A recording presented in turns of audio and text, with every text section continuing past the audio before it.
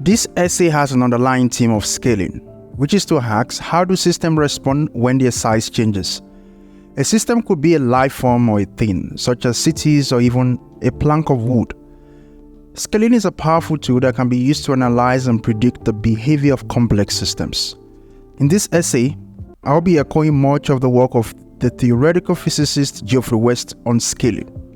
In the meantime, let me introduce you to the Kleiber's Law. Chapter 1. The Kleiber's Law, or what you might know as the 3/4 rule, states that the metabolic rate of an animal is proportional to the mass of the body raised to the power of 3/4. So what does that mean? First, metabolic rate is indicative of how much energy you need to survive. And if you happen to visit Mikumi National Park in Tanzania and ask the zookeeper for the average weight of a male African bush elephant, she will say something like 6,000 kilograms, and that's about 13,000 pounds. Now, compare that, for example, with a very healthy Etruscan-shoed mouse, which weighs, on average, 2 grams, and that would be about 0.004 pounds. Your intuition might lead you to believe that an elephant would need something like 3 million times more energy to survive compared to our shoed mouse. The calculation is as follows. 3.25 million multiplied by 0.004 pounds gives you 13,000 pounds, which is the weight of the African bush elephant. Okay, so what does this mean? That means if you by any chance plot a graph of the metabolic rate on the vertical axis and the body mass of animals on the horizontal axis, what we are talking about here is a linear scaling with a line, that is a mathematical function of slope 1. That is a line at an angle of 45 degrees. To put it more colloquially, the metabolic rate increases at the same rates that the body mass increases. Surprisingly, Max Kleiber found out that intuition was wrong. What he found was a sublinear scaling, and this means that as the body mass of an animal increases, even though an increased energy level is required, they tend to use it more efficiently, thereby reducing the total energy needed, what we call the sublinear economy of scale. Going back to graphs, if you plot the metabolic rate versus the body mass of an animal logarithmically, we can approximate a trend with a straight line, but now not with a slope of 1, but with a slope of 3/4, which is the exponent of the power law from the equation I showed earlier. This type of scaling belongs to the allometric scaling class, where the exponent of the power law is the slope of the line when plotted. So again, what does all this mean? It means when animal size doubles, to keep the energy needed below 2 times, the metabolic rate increases by just 75%, which is the 3/4, and not 100%. In other words, the cells are working less hard as the animal size increases. This sublinear scaling phenomenon can do a lot of work for us. For one, it explains why animals have bounded growth, i.e., why do we grow and then suddenly stop growing? When you take in food, the energy extracted from it is used to do work. And there are 2 categories of work it does. 1, growth, 2, maintenance. There is less maintenance your body must do when you're a kid, so most of the energy is devoted to growth. As you grow older, especially given the 3/4 law, less and lesser energy will be available for growth. In addition to the fact that there is much more maintenance work to be done, you have more body mass to maintain. Hence, there is a shift in energy allocation from growth to maintenance processes. Therefore, we have bounded growth. 2, it explains why we die. Specifically, why rats die at approximately age 2, dogs at 11, humans at 80. Recall that as the size of animal increases, Kleiber's law states that we get a 25% savings for each doubling, which is another way to restate the law. This savings is possible because the cells work less harder. The cells take things slow, if you will. Because of this, there's less wear and tear to the system, which means slower aging and a higher lifespan. Hence, humans die at 80, dogs at 11, rats at 2, roughly speaking. And what about cities? For one, as opposed to my essay subtitle, they do die, but they are remarkably resilient. Let's visit Reverend Malthus. It will be an apt segue into cities. Chapter 2.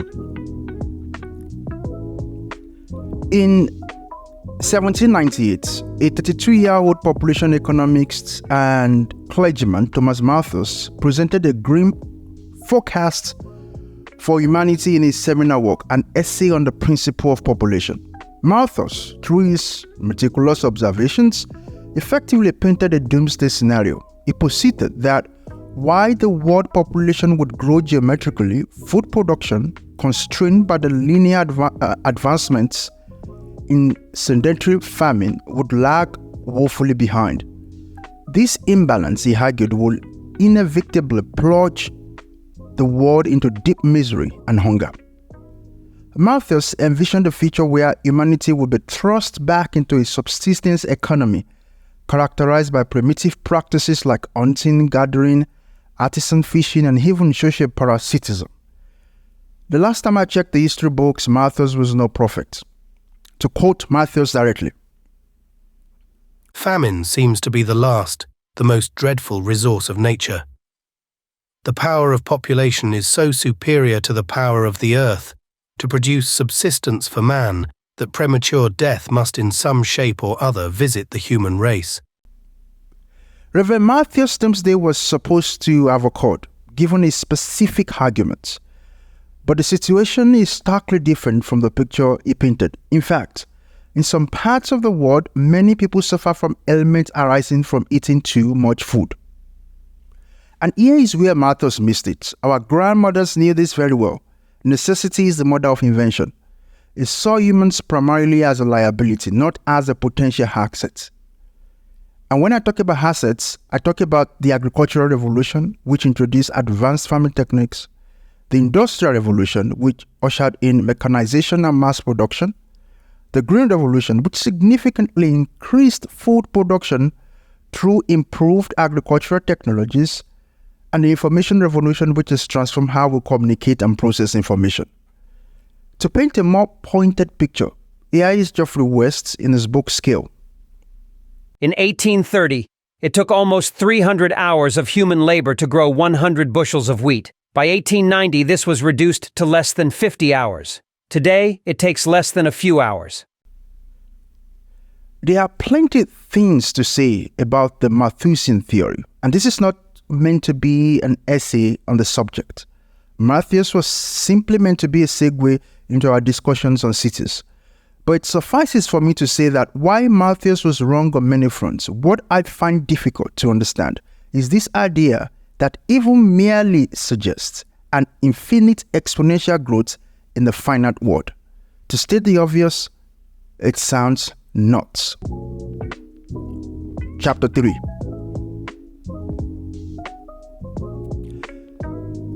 In a very nice paper published by Geoffrey West and co-workers several years ago, they investigated scaling properties that might be found in cities. In essence, drawing an analogy between the scaling properties observed in life forms and what we have discussed earlier. They asked the question, what properties of the city change as the size changes? And can these observed patterns be captured using simple equations? It turns out that there are, and the authors made several interesting observations about cities that belong to the same urban system. In summary, two categories of properties of cities are particularly interesting.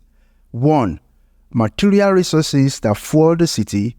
Two, properties of cities that derive their essence from social interaction. The material resources scale sublinearly, meaning that they increase less than proportionally with the city size, while the properties related to the social dynamics scales superlinearly. And what are some examples? As in biology, they reported sublinear scaling in the number of gasoline stations, gasoline cells, length of electrical cables, and road surfaces. In other words, as the size of cities grows bigger, say by 2 times, less than 2 times of these properties are needed. On the other hand, unlike in biology, we see that patent, super creative employment, total wages, disease cases such as AIDS disease cases, serious crimes, all scaled superlinearly. To put it in more gentle terms, say the size of a city grows by 2 times, more than 2 times of these properties are realized. Very briefly, there are 2 things that are important to point out here. 1. The good, the bad, and the ugly come in one package. Just as we get superlinear scaling benefit from innovation, more infectious cases, such as in the case of a pandemic, come with the package. 2. Reverend Malthus undone. At the risk of repeating myself, if your home city is 20 times bigger than mine, innovation in my city will be less than 20 times smaller than yours. And this second point is precisely why cities are resilient, leading to unbounded growth. The increased innovation from more social interactions is preventing us from starving, almost literally. Elephants die because of the sublinear scaling that pervades their physiology. In contrast, cities demonstrate resilience due to the superlinear scaling of urban qualities that are related to social interactions and exchanges.